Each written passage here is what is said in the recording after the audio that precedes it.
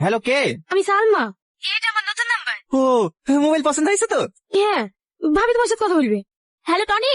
হ্যাঁ ভাবি বলো। বলছি সময় ধরেছে, গার্লফ্রেন্ডকে মোবাইল কিনে দিলা, আমাদেরকে কিছু খাওয়াবে না? হ্যাঁ, খাওয়াবে না কেন? তাহলে বাজার থেকে 500 ঝাল বাড়া নিয়ে আনো। এখন একটু পরে গেলে হবে না? আমাদের আবার কি? তোমার গার্লফ্রেন্ডে তোমাকে দেখা লেগে ছটফট করছিল। ঠিক আছে, পরে আসো। না ভাবি, আমি এখন আসছি। টনি, টনি, জবেলা কি হলো? দাঁড়িয়ে কি নাই, ও সব পুরি গেল। টনি তো এখানে ছিল। কুকুরের বাচ্চাকে বারবার করে বলি কাটু, একটু বর বললে সে 1 টাকার গুড়। সে কুকুরের বাচ্চা কিসে কোথায়? কি গো, লাঠি নিয়ে কোথায় যাচ্ছ? কোনো ছেলেকে খুঁজতে, ওকে না মেরে আজ আমি ভাত খাবো না। ওগো শোনো, মাথা গরম করো না। ওগো শোনো। তুমি খাও। না না, আমি খাবো না। দেখো ভাবি, দেখো একেই বলে ভালোবাসা। সাথী, তোরা কি বলতো? এই জানো বাচ্চা, তোকে আমি ঘুরতে যেতে বলি, সাথে এখানে বসে বসে গল্প মারাছি।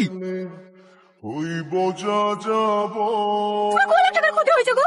ছেলেটাকে এমন করে মেরেছে, গোটা পিঠটা দেখার জন্য নাই। পারবে না, তোমার আজকাল বিয়ে তো ওরকম হয়েছে। মেরে ফেলো, শুধু ছেলেকে মারবে কেনে? আমাকে মেরে ফেলো।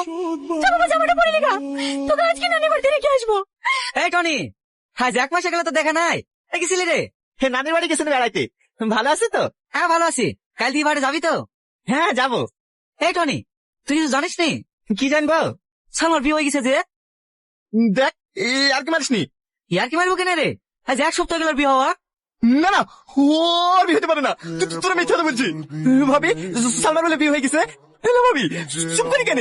ওর সবাই মিথ্যে কথা বলছে, তাই না ভাবি? না, ওরা সবাই ঠিকই বলছে। গত শুক্রবারে সালমার বিয়ে হয়ে গেছে। তুমি সালমাকে ভুলে যাও।